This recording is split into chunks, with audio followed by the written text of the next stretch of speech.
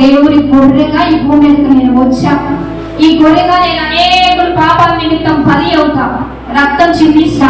అన్ని ప్రవచనాల ప్రకారంగానే దేవుడు నెరవేర్చాడు. నేను చనిపోతా, మరలా లేస్తా, మరలా నేను తిరిగి వస్తా. చనిపోయాడు అన్నది ఎంత నిజమో, సిలువెక్కాడు అన్నది ఎంత నిజమో మనం గుడ్ ఫ్రైడే చేసుకున్నాం. రెండోదిగా ఈస్టర్ ఈ రోజు జరుపుకుంటున్నాం. మూడోదిగా ఏం జరుపుకోవాలా? యేసయ్య యొక్క రాకడ కొరకు ఎదురు చూడాలా.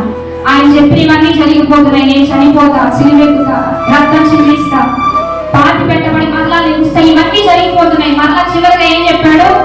మరలా నేను వస్తా. ఎప్పుడు వస్తాడు? కానీ ఒక రోజు వస్తా. అప్పుడు మీరంతా సిద్ధపడిపోవాలా, సంఘము సిద్ధపడిపోవాలా. ఎందుకు సిద్ధపడిపోవాలా? ఎందుకంటే నేను వచ్చినప్పుడు సంఘాన్ని నేను తీసుకొని వెళ్ళిపోతా. దాని కొరకు నేను సిద్ధపడాలి. సంఘం ఈ రోజు ఈస్టర్ రాగానే ఓ హ్యాపీ అవుతున్నారు, మంచిది. గుడ్ ఫ్రైడే రాగానే ఓ ఏడుస్తారు, ఓకే మంచిది. క్రిస్మస్ రాగానే హ్యాపీ క్రిస్మస్, హ్యాపీ క్రిస్మస్ అని గంతులు వేస్తున్నాం. చక్కగా స్కిట్లు, డాన్స్లు, అన్ని ప్రోగ్రామ్స్ అన్ని బాగా చేస్తున్నారు, అన్నిట్లో ఉంటున్నారు. ఇక చివరిగా ఒకటి మిగిలిపోయింది, ఆయన రాబోతున్నాడు. దానికోసం ఏంటి మరి? ఆ సంగతి ఏంటి గ్రహించారా? క్రిస్మస్ అంటే యేసయ్య పుట్టాడని ఎగురుతున్నారు.